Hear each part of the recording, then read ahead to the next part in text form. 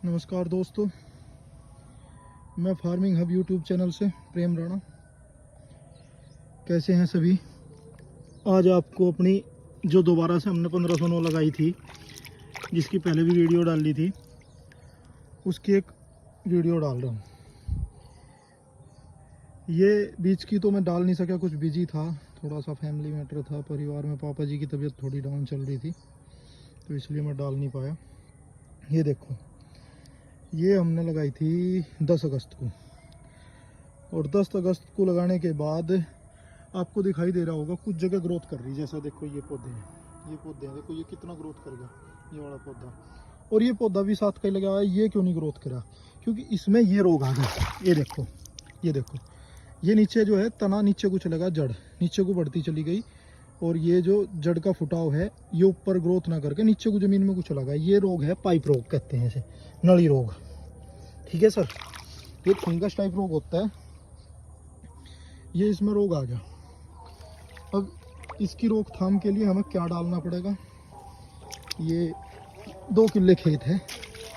अब 2 किल्ले खेत में 10 किलो तो फ्यूराडान होगी जी, 10 किलो फ्यूराडान होगी 10 बीघे खेत में, एफएमसी की या क्रिस्टल की ओरिजिनल। और जी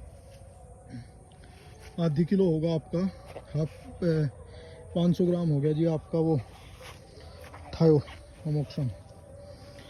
और 3 किलो है जी कैल्शियम कार्बोहाइड्रेट।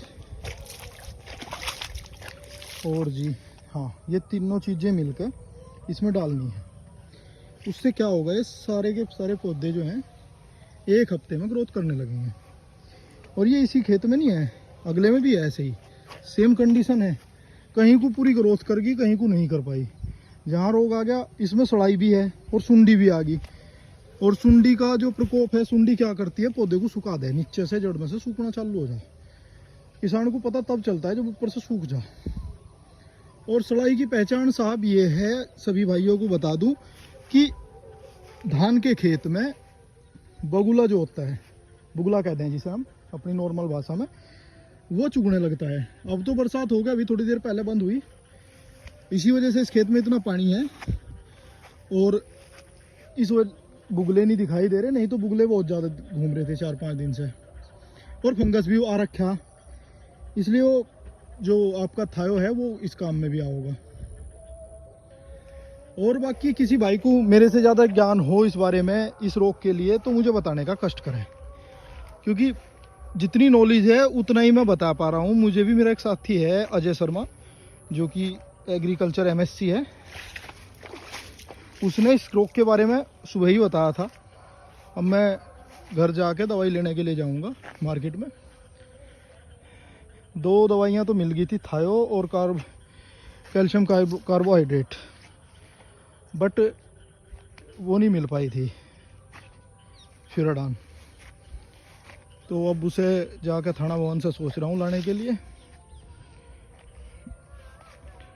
तो ये सिस्टम है जी। आज 27 तारीख होगी, 17 दिन की लगी हुई होगी। जो इसे ग्रोथ करनी थी बहुत ज़्यादा कर लेनी थी।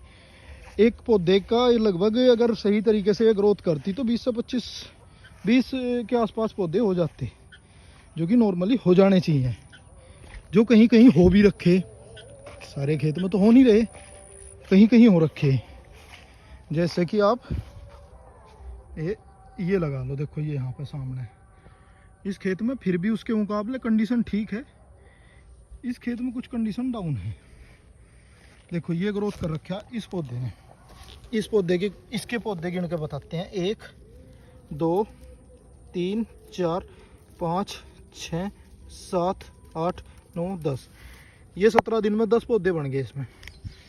और इस पौधे ने भी ग्रोथ ठीक कर रखी, ये भी साथ का ही है। अब इसे देख लो जी, 1 2 3 4 5 6 7 8 9 10 11 12, इसमें 12 हैं। तो जहाँ ग्रोथ हो, जो पौधे को ग्रोथ कर रहे हैं वो कर रहे, तो इसलिए इसमें ये सब डालना पड़ेगा। और देखो सड़ाई का और सुंडी का मैं जो बता रहा था, ये देखो ये सुंडी का ही और वो है सिस्टम। देखो ये खादी नीचे से, ये सुंडी का ही सिस्टम है बॉस।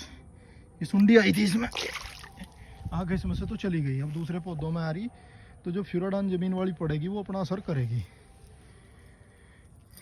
और किसी भाई को कुछ इसके बारे में नॉलेज हो ज़्यादा है तो वो मुझे बताने का कष्ट करें, और फार्मिंग हब्स यूट्यूब चैनल को सब्सक्राइब करें ज़्यादा से ज़्यादा, और शेयर करें इस वीडियो को, ताकि हमारा भी हौसला बढ़े और हम भी वीडियो बना सकें। इसी के साथ जय श्री राम।